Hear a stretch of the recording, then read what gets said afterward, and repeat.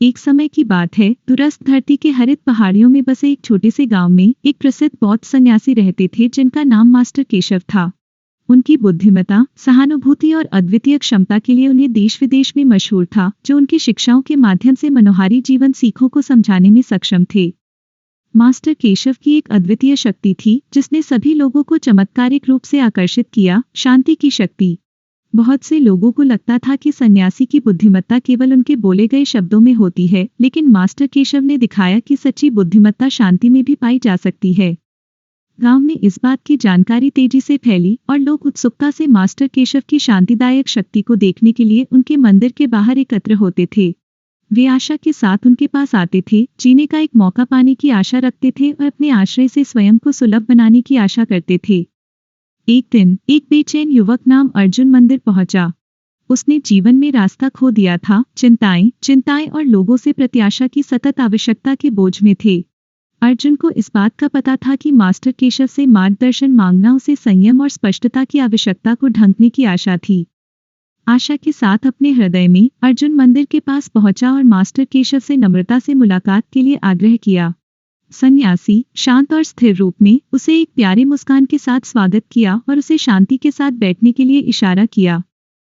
दिनों में से गुजरते गए और अर्जुन ने मास्टर केशव की दिनचर्या को ध्यान से देखा। उसने देखा कि सन्यासी मंदिर के बगीचे की देखभाल करते हैं, निस्वार्थ सेवा करते हैं और विशाल बोधि वृक्ष के नीचे ध्यान करते हैं। हालांकि मास्टर केशव ने एक शब्द भी नहीं कहा था, लेकिन अर्जुन को उनकी मौजूदगी में गहरी शांति और शांति की भावना महसूस हुई। ऐसा लग रहा था जैसे सन्यासी की शांति उसकी अपनी चिंतित आत्मा के अंदर के तूफान को शांत कर सके।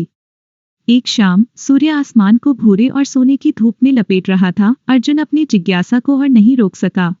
वह मास्टर केशव के पास गया और पूछा, आचार्य जी, आप मौन को अपनी शिक्षा का रूप क्यों चुनते हैं? क्या मौन के पास इतनी शक्ति होती है? मास्टर केशव मुस्कान में मुस्कान देते हुए बोले, क्या तुम जलप्रपात की संगति सुनते हो? जिन ध्वनियों को यह बनाता है जो सौंदर्य को प्रतिष्ठित करती है। अब अपनी आंखें बंद करो और उन ध्वनियों के बीच की खामोशी को सुनो। अर्जुन ने उसके कहने के अनुसार किया। जब उसने ध्यान से जलप्रपात की ध्वनियों के बीच की खामोशी पर ध्यान दिया तो उसे एक गहरी शांति की अनुभूति हुई। उस खामोशी में उसने जलप्रपात की सौंदर्य की वास्तविकता का पता चला। मास्टर केशव ने जारी रखा, खामोशी में व्यक्ति अच्छी तरह से अवगमन करता है, आंतरिक शांति और गहरी समझ मिलती है।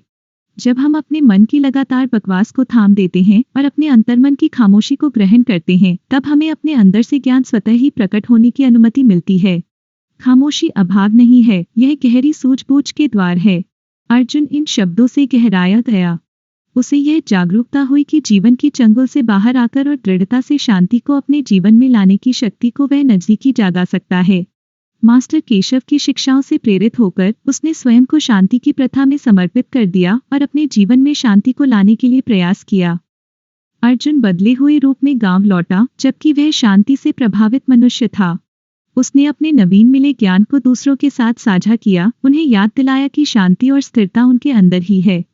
उसकी आदतें और विचारधारा उसके परिवार, मित्र और समाज को प्रभावित करने लगी। इस कथा से हमें यह सीख मिलती है कि शांति और स्पष्टता की शक्ति हमारे अंदर होती है। हमें अपने मन की बहुतायत सुनना और विचारों की गहराई में स्थिर होने की क्षमता विकसित करनी चाहिए। जब हम चिंताओं और उत्सुकताओं से मुक्त होकर खामोशी की ओर जाते हैं, तब हमें सच्ची बुद्धिमत्ता, समझदारी और आंतरिक सुख मिलता है।